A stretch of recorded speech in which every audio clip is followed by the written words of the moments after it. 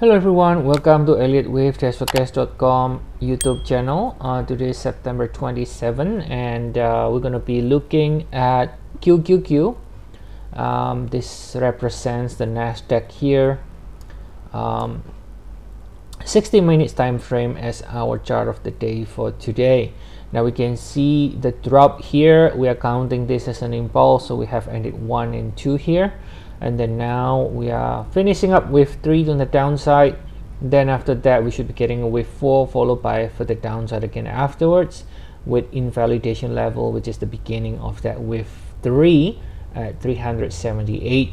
Shorter cycle is pretty straightforward. Basically any kind of rally that you see is gonna fail.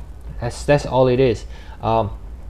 It doesn't, like when we are showing it this way, this doesn't necessarily mean 100% we have to make another leg lower and the leg lower has to end at 352. That's not what it means, right? And also it doesn't mean wave 4 has to end exactly at 359. A lot of people get confused about this, so I just want to clarify a little bit. So what that means is any rally, when you finally see one, whether it happens now or after another low, that rally is going to fail, and because corrective rally in Elliott Wave is going to be in 3 swing or 7 swing, that's why we are showing a 3 swing here, right? It's gonna, if there's any rally, it's going to fail in 3 or 7 swing, which is a corrective rally, and see more downside. That's what it means. Now in terms of what sort of and then the next question a lot of people want to ask is what will be the target on the downside, and then the second question is how big the rally can I anticipate, right? I mean, those are some kind of valid questions. So let's take a look at the target first.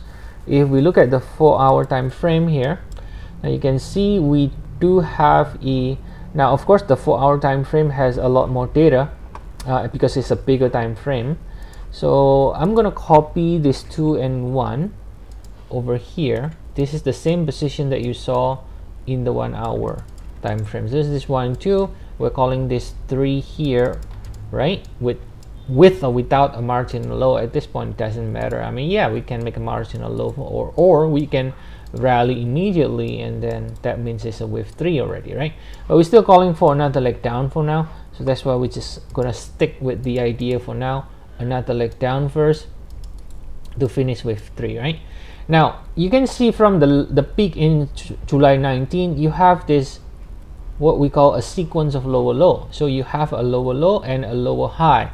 So that's by definition a bearish sequence. So if you just simply measure the extension here, you can see we have 100%, which is kind of like the minimum target, right? In an ABC or WXY, 347 all the way down to 327. This is the area of potential target on the downside. So that's pretty simple. Now if this turns out to be a much bigger pullback, then this could be like a wave 1, this could be a wave 2, and then wave 3 can go all the way down here or even lower, because that's, if you understand Elliott Wave and if you learn Elliott Wave, that's what you need to learn first. Like wave 3, how far can it go extension wise, Fibonacci wise, because Fibonacci is very important in Elliott Wave. Okay, so again, so what will be sort of the minimum expectation? Well, the minimum expectation is usually just a corrective ABC. Now in that case, 100% is the minimum expectation, 347. Doesn't mean that, okay, it's gonna go here exact and then has to bounce. No, not necessarily, depending on whether this is actually it can even become an impulse, or even if it is an ABC, the range is pretty big, not like one specific level. Okay, so that will be the target on the downside. In terms of okay, if it rallies with 4, so how big that might be. So again, you need to understand again the Fibonacci relationship among different waves. Typically with 4 is going to be somewhere around 23.6, 38.2% retracement of wave 3. Now again, if you're asking now, the answer is you don't know where wave 3 is going to end. So how can you measure 23.6, 38.2 unless you're sure wave 3 has already ended? Now how can you be sure wave 3 has already ended? Well, when you start seeing a bigger rally, and that's why I said if there is any rally, the rally should fail in 3 or 7 swing.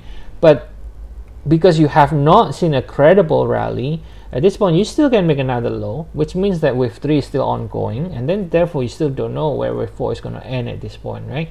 So you have to wait here. Once you finally see a decent rally, then you can start speculating, okay, wave 3 is already in, then you can start measuring the potential target where wave 4 can end. It should be around 23.638.2% retracement, and then the rally should be in 3 waves from the suspected wave 3 low. Okay, so the bottom line is pretty simple, right? Short term bearish rally should fail in 3 swing or 7 swing for the downside. All right, so if you want to get more updates on QQQ or any other ETF, stocks, indices, commodities, forex, and so on, feel free to check our service. We have 14 days trial. The link is in the description of the video. So see you all again next time. Have a nice day, everyone.